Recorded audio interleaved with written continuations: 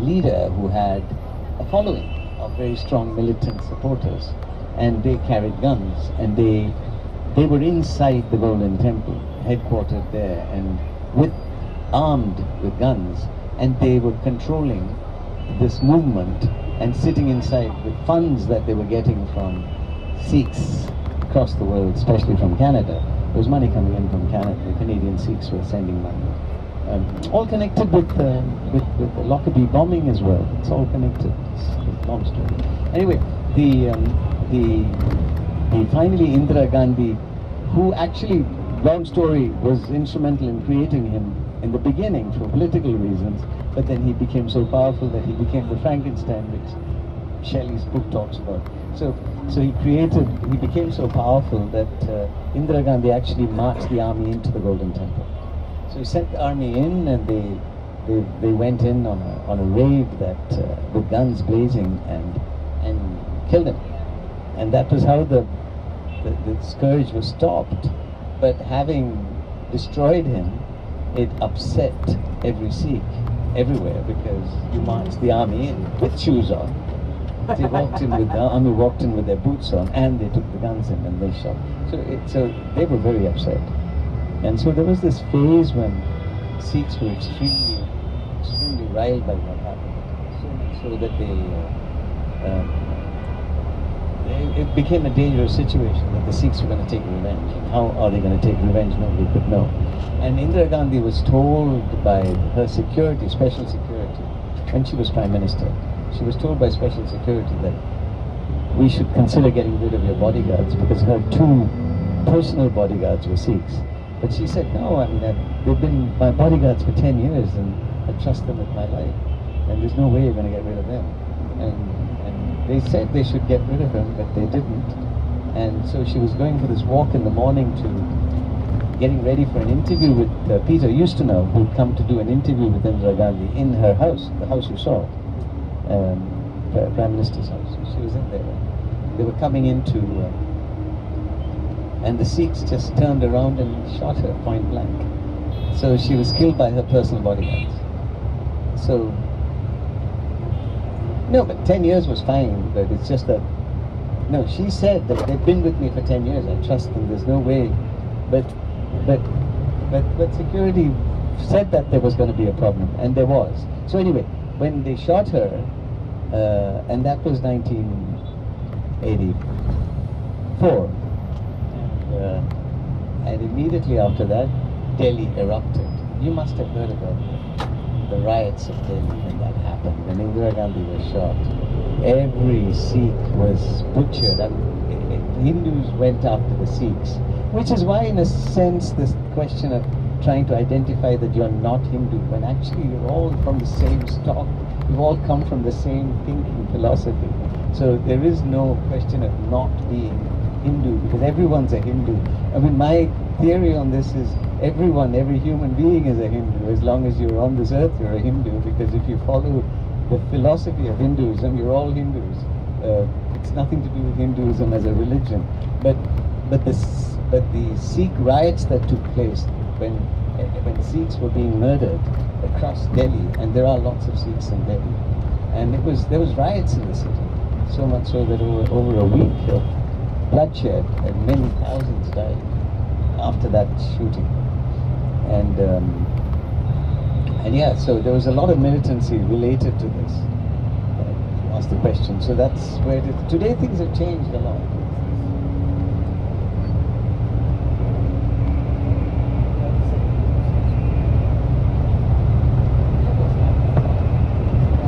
We're actually circumventing the city, the old part of the connection between old and New Delhi.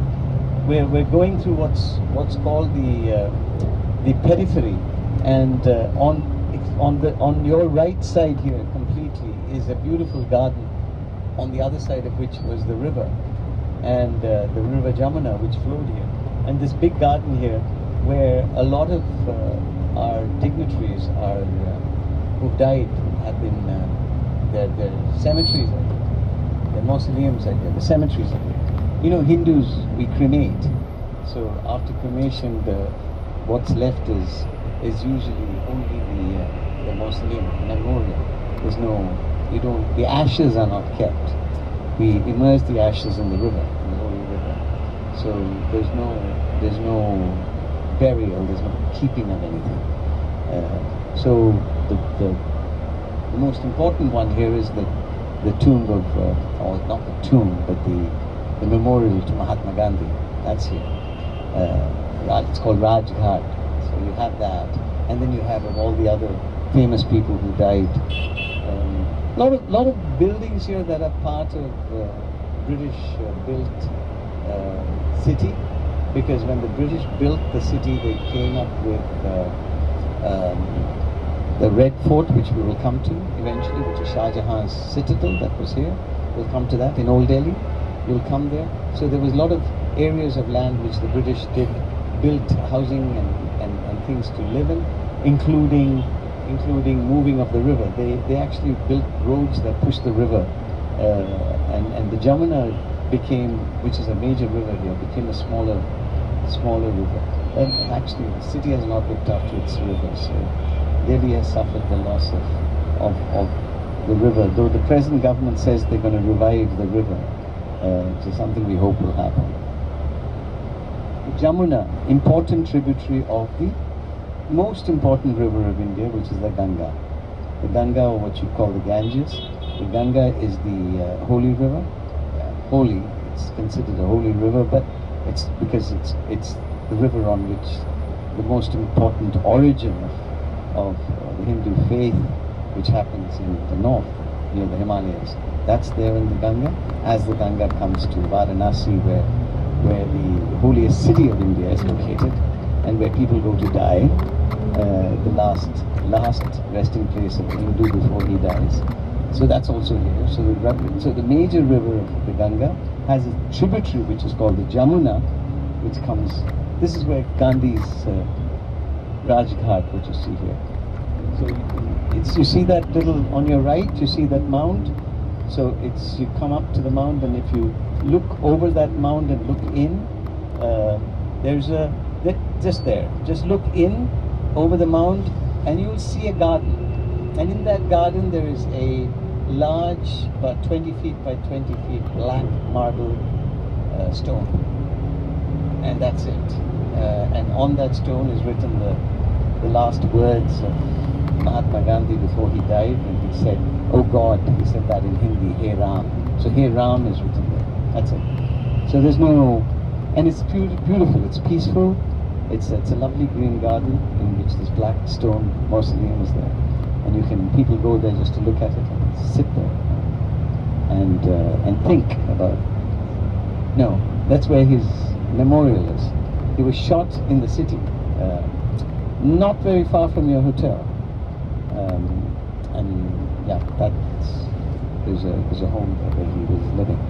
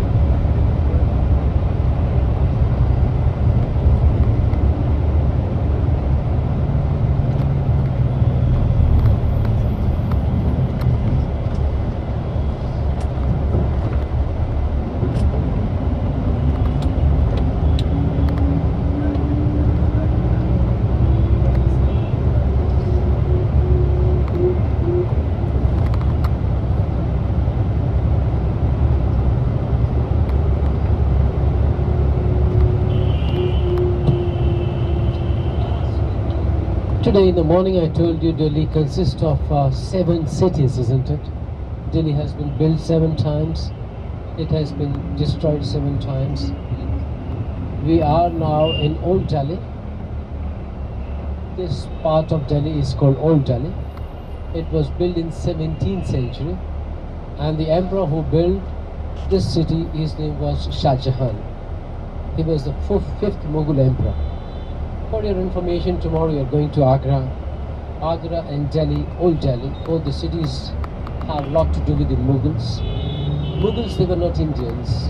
They were Muslim, and they came from central part of Asia. With central part of Asia, I mean today's Uzbekistan.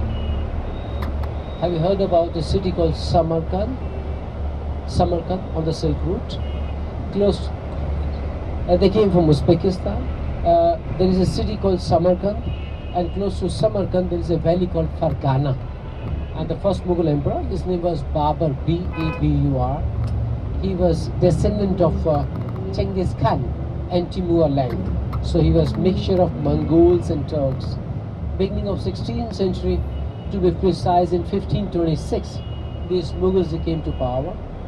At that time, beginning of 16th century, India was ruled by Lodis, L-O-D-I, L-O-D-H-I.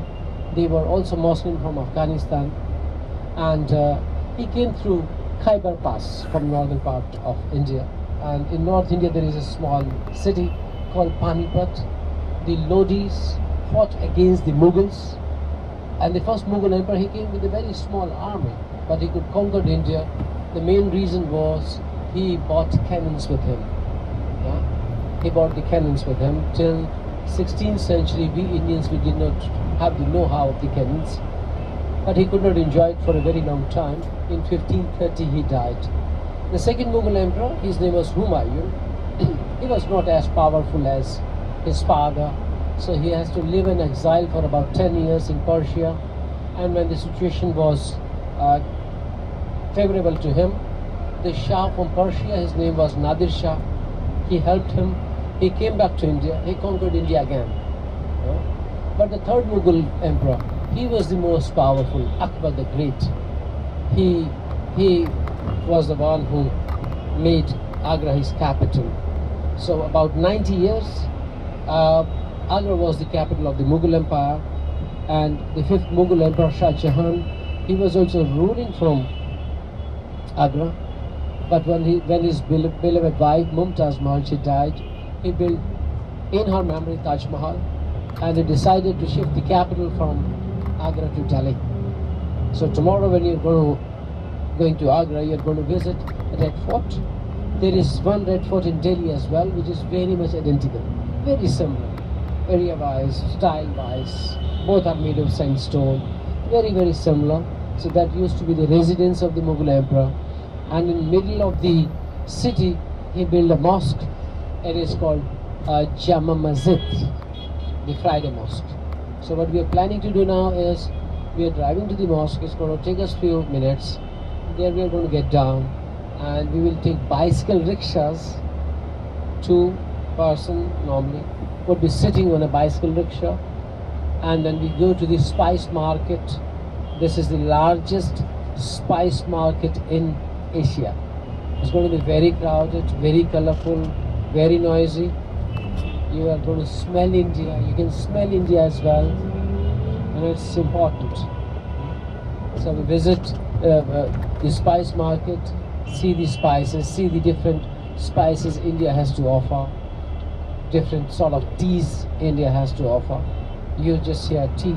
There is white tea, there is blue tea, there is kahwa, there is green tea, there is Assam tea, there is Darjeeling tea, there is first flash, there is second flash. I mean, there is so much to offer just the tea. And this happens to be the largest spice market in Asia. I think it's going to be something going to remain with in your memory for a very long time.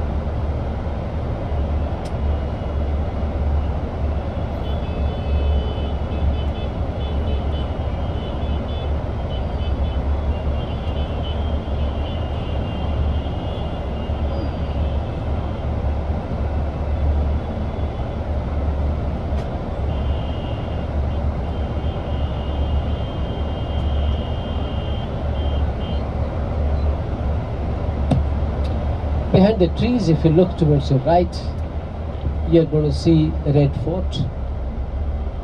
It is made of red sandstone.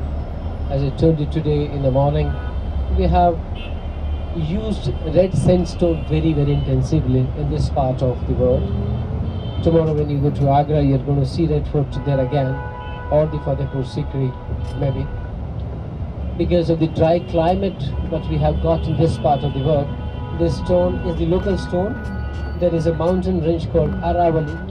In this mountain range we find a lot of sandstone, which is great for this dry climate. The 5th Mughal Emperor Shah Jahan, he built this fort. That was his residence. It is about 2.5 square kilometer area. Just imagine, 2.5 square kilometer area. And there was a time when we had more than 100 palaces inside the fort. You enter in, you end up seeing Diwan-e-Am, that's a Persian word, which was the meeting point between the emperor and the subjects. You go in, there is Diwan-e-Khas, the palaces where they used to spend time when it was raining. There were palaces, they were spending time when it was winter time. So when they built these palaces, they saw to it, depending on what time of the year, what time of the day, where it is pleasant. So they built so many palaces and they used to spend time there. Later on, in 1707, when the 6th Mughal Emperor, his name was Aurangzeb, when he died, the Mughals were there, but they were not very powerful. So in 1738, Shah from Persia, his name was Nadir Shah. Maybe you have heard about Nadir Shah. Nadir Shah was the one, he came to Delhi. Whose shades are these? Yeah, and it must be yours. Yeah. So in 1738, Shah from Persia, his name was Nadir Shah. He came to Delhi, he conquered Delhi, and there was really bloodbath. Many people were killed, and at that time he took with him what he took with him. He took with him Kohinoor diamond. Kohinoor diamond, yeah, and he took with him peacock throne, which you see today in Tehran in Persia, in the museum. But do you know this throne was built in India, and the emperor who built this throne, his name was Shah Jahan, the 5th Mughal emperor. Since in 1738, this was all taken to Persia.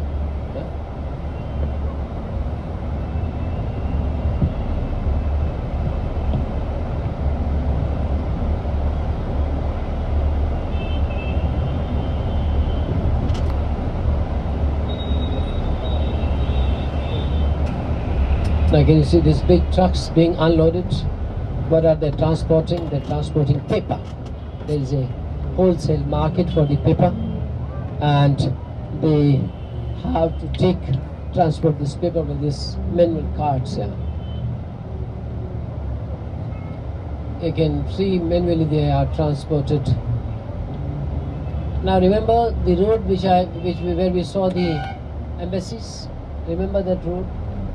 Where we saw the embassies, German embassy, US embassy, and this is a different road, isn't it? It's in the same city, just 15 kilometers away, 12 miles. It's a different road. There's a fruit market towards the right.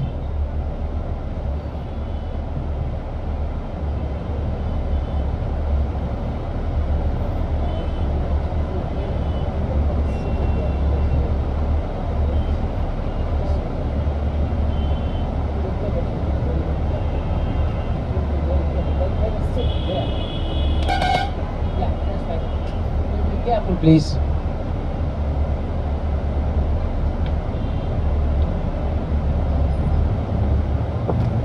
See the fruit vegetable market towards your right.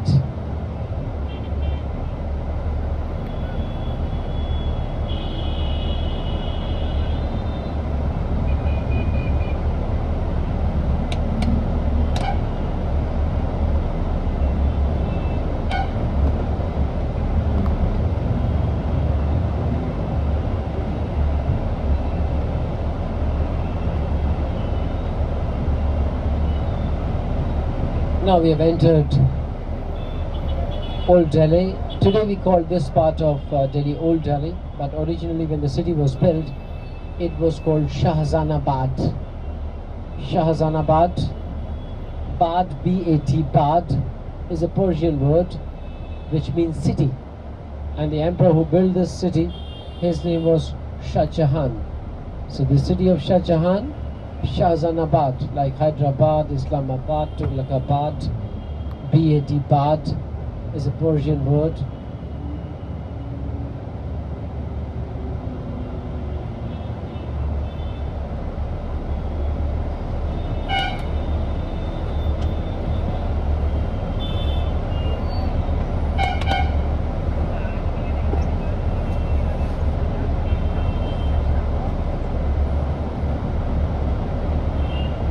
Now I would request you to see towards your right, see this beautiful street full of people, rickshaw,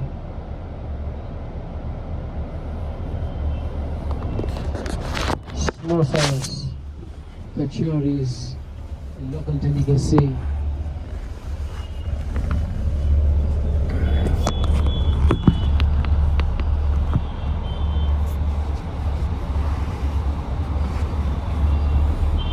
We'll get down at the mosque. This is the largest mosque in India. The largest mosque in India.